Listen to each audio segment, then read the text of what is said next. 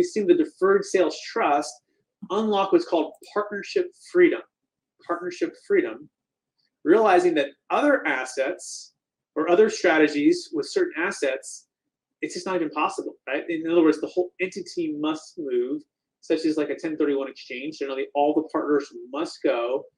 And that creates tension and stress, and especially in today's marketplace with rising interest rates and differing, changing needs. So, Jake, talk about partnership freedom and the value that that can bring to someone who's listening right now that has a client or actually is the person in a partnership. Absolutely. As you've mentioned, sometimes there's some stickiness in some of these other strategies that erroneously people try to force because they don't know what the other options are. Within the Deferred Sales Trust, there's freedom to choose. Individually, one decision or one stance might be different than it is for another partner. The partners may not want to be partners anymore also. That occasionally happens. It might have made sense for them to be partners on this office building, but as they sell and they receive the proceeds of that, it might not make sense to go into another. Maybe for one of them, but maybe the other wants to go into all-time low, the stock market, or crypto, or they want to get into horse racing. Whatever it is, they have the freedom to choose how to receive the proceeds and then how to reinvest within the Deferred Sales Trust. So Rebecca, you have a client that they have a luxury Airbnb in Incline Village. Let's make them California side, because let's add a little bit more tax. Let's add another 13.3%, okay? And it's California side, but it's a $20 million asset, and there's two partners, Rebecca. Does that mean if they want to use a Deferred Sales Trust, that not only can each of them use it, but are they going into the same trust, or what's happening there? So they can use the Deferred Sales Trust. They, as partners, can divide up and have their own Deferred Sales Trust, which is ideally because they most likely will have different investment goals, maybe different life goals. So that's why they'd want to do that.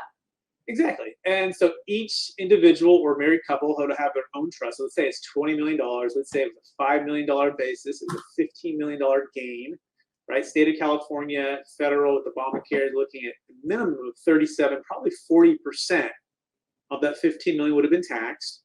And so they're like, I don't want to sell. I don't want a 1031. It's hard to find another $20+ million deal on the Lake Tahoe, especially to make sense of rents. That's why we maybe haven't sold yet. Interest rates are higher, a lot of things. So how about we put it into our own individual trust? Let's make it simple, $10 million in each. You've deferred about 40% of the gain, which is pretty sweet, right? And now each of them can go their separate ways. And this one could have money coming out right away. This one can delay it. Jake, talk about the investment freedom opportunity with this, which leads to kind of our second freedom here, which is the ability to invest into multiple asset classes. You're not just tied to just one single like real estate 1031 asset. So similar to the partnership freedom, where they have the ability to choose to do the next thing together, they don't have to, or to go their separate way. Now, based on the underlying investments or the best asset class at the time, they can also choose what to reinvest in. They don't have to be forced into a like kind asset. They don't have to be forced into the same structure that they had before. There's a number of different ways that with the Deferred Sales Trust, they can own an asset inside of the trust, or they can joint venture with another entity and together own an asset for general partnership tax benefits and a number of other things.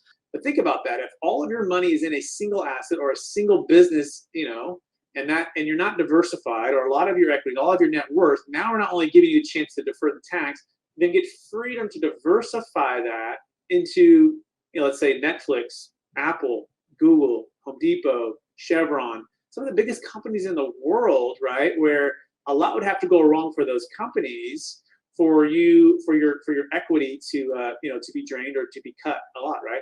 That being said, some people are looking more for real estate diversification, which you can do as well. You can put it into real estate funds, passive or active. You can put it into your own deals, which leads into the third freedom, which, Rebecca, I'm going to talk about this one with you, right? Because this is something that's called optimal timing freedom, which is the ability not only to dollar cost average, but also buy and build when you want to. So talk about, Rebecca, you and your husband's strategy of building properties over the years. And sometimes, let's face it, in California, especially in Truckee, it's going to take longer to build, and it's not going to fit these little tiny boxes of the 1031. So talk about your experience with having the ability, and what would it mean for you guys to have optimal timing for investing? Oh gosh. So yeah, definitely timing wise, there's opportunities that come up every once in a while, especially in the market right now. Ours is pretty stable, but you just never know what's going to happen. So yeah, the ability to be able to sit and wait and not be tied to the 1031 exchange, 90-day, 180-day time frame is huge. And especially maybe not so much buying land, but buying property and fixing it up in this area.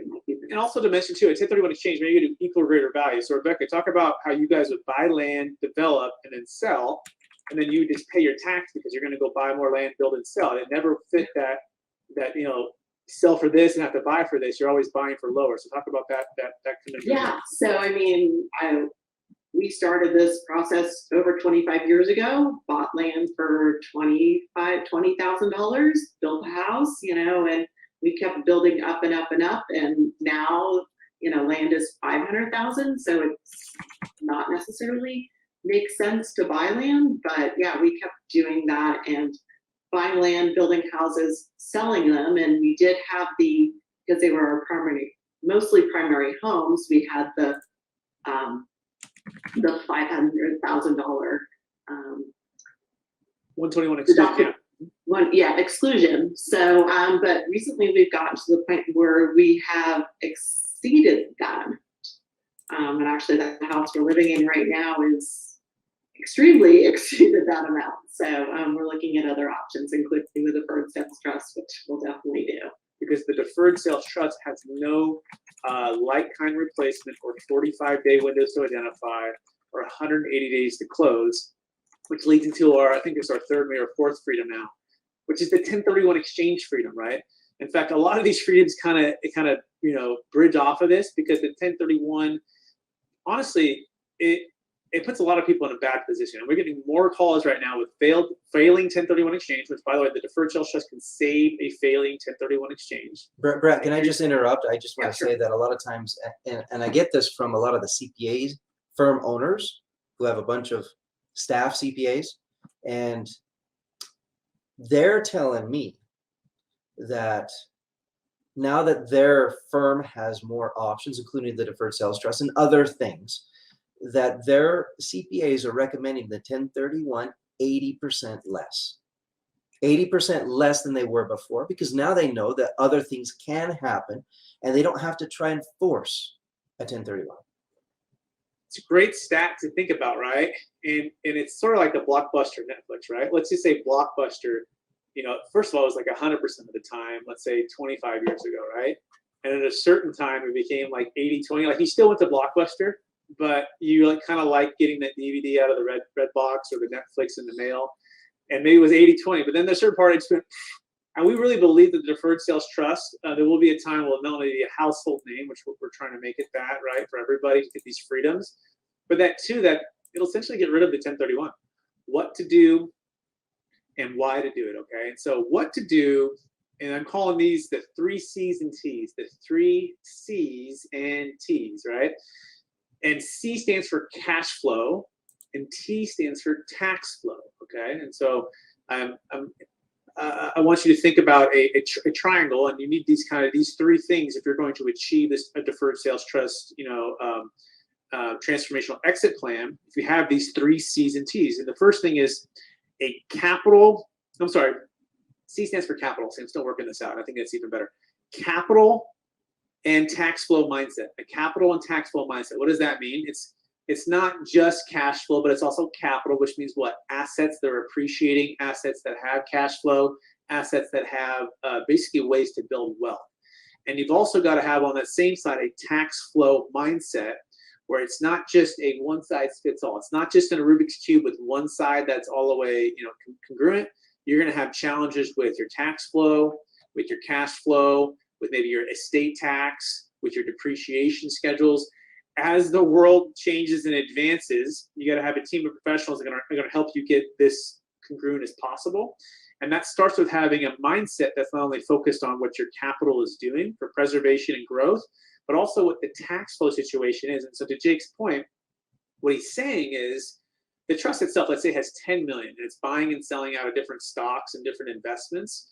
Generally speaking, it operates at a loss. And the reason is because it's able to expense to Jake what it owes to Jake. In other words, Jake doesn't own the trust. If Jake was the note holder, he'd be he lent the money to the trust, and therefore this trust owes him typically 10 million plus 8% compounding, which is 800,000. Jake may or may not be receiving this $800,000 in a given year. It could be delayed for a couple of years, and that means the trust is able to expense it even if it hasn't paid him out. And so it might be buying and trading stocks and different things within the trust, and therefore it doesn't incur any gain, if you will, in the sense of out exceeding its expenses. Okay, so having a capital and tax flow mindset will say not only how can I grow my wealth and get cash flow, but also how do I make sure that I'm not incurring huge tax with the vehicle. This is the same reason you do IRAs, 401ks, 1031 exchanges, right? So having that mindset and being creative with the solution, that is the first part of this, the C and T. Jake, you want to expand on what I'm thinking, or what might be a good thing to add to that? You know, I think you've done a fantastic job in the sense that it's not always the rate of return that matters, and it's not always saving the taxes that matters. You don't want to roll over into an asset that's not right for you now just for the taxes, and you don't want to just forget about the taxes and shoot for the moon with your rates of return. You need to have an equilibrium and a balanced approach. And going way back to what you were saying earlier on, what are your goals and objectives? Why are you investing? What is that investment going to be used for in the future? T, and the last C and T would be the capital and tax flow multipliers, right? So what are ways to make the deferred sales trust an investment and not an expense, and make it a not only a 1x, 2x, 3x, 4x return on your investment? Because the trust has expenses. You got to hire myself, and you got to hire like Jake Miller as a financial advisor, and then there's the tax attorney, and there's expenses to the trust. And so you got to figure out what are the multipliers, and how do you activate those multipliers to make it an exponential return on your money? Because it's not just the 25 to 50% capital gains and depreciation or capture money that's working for you. Now it's how do you tap into ways to not only grow your cash flow and appreciation, but also your tax flow and depreciation. And now one of the best multipliers, I believe, is buying real estate when it makes sense. And when you do that with the trust as an active GP, guess what? You're able to get a new depreciation schedule on that asset, of which you get about 80% of the depreciation. Again, if you're an active GP owning the LLC with the trust as a silent partner and buying the asset. Let's say you bought a multifamily property, for example, for $5 million. Let's imagine you had a $10 million trust and you buy the property all cash, but you buy that property when it was worth 5 versus maybe today it's still worth 6, right? So you wait about a year and you negotiate, and rates keep going higher. The sellers get shaky, and finally you can make a deal at 5. So hopefully right there you just captured $1 million, which is a multiplier for your wealth. Why? Because you didn't 1031 exchange it and pay that 6 because what you were buying in that short window. So you just multiplied your wealth by $1 million because you waited and you bought low. So hopefully that's the first way you did it. I have a question for you. Yes. That property you're just talking about where he's making 500 grand, I'm assuming that was annually, right? Yeah. Okay, so he's at 10 million. If he were to sell at 10 million, how much more could he cash flow from the 500,000 that he was making? So shoot, you're asking me for something that I'm not really supposed to give exactly like that. But if you were to ask me what we've historically done for some people in that moderate category, recently in the market, a lot of things have just traditionally been going down if somebody invested 1 year ago. If you have a more complex strategy that involves collars, puts, straddles, futures, other commodities in with your index funds, your ETFs, and your mutual funds, you actually make money when things are moving down, right? So it's really hard to give you an estimate. But if you want me just to shoot in the dark, I would say that in that area, it's 10 to 12%. Now, if we say a 10-year period, Brett, we can be a little bit healthier than that. Over a 10-year period, we're definitely looking closer to like a 14 to 16 with those features that I mentioned. But none of this is guarantee or promise, right? It's subject to marketplace. The DST is not a magic to get higher investment returns.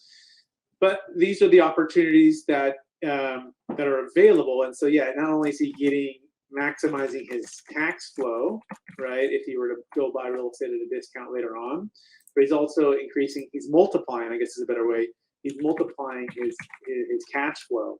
In fact, the average deal, and in fact, we should do a study on this, Jake and Pierce and Rebecca, the average deal I found so far is somewhere between 40 and 60% increase in cash flow. How do I multiply my tax flow and my cash flow through new depreciation with the deferred sales trust? And why can't I just do a 1031 to do that? Sure. Well, when you do a 1031, your depreciation schedule travels with you. So if you have, bought a property for $1 million and you've had it for, 20 years or whatever, you're over halfway done depreciating that thing if you haven't done a cost seg study. And if you've accelerated it, you're probably even further along. So if you 1031, that travels with you. So that, let's say you have $300,000 remaining on your depreciation schedule, that 700,000 you've already used is gone. Yep. When you do a deferred sales trust, because you're actually selling the property, the depreciation schedule doesn't travel because you've actually changed title and you've moved on. So when you go buy a different property, it's not tied to that past property. And now, Pierce, do you get the full depreciation schedule, or do you only get a part of it per the LLC?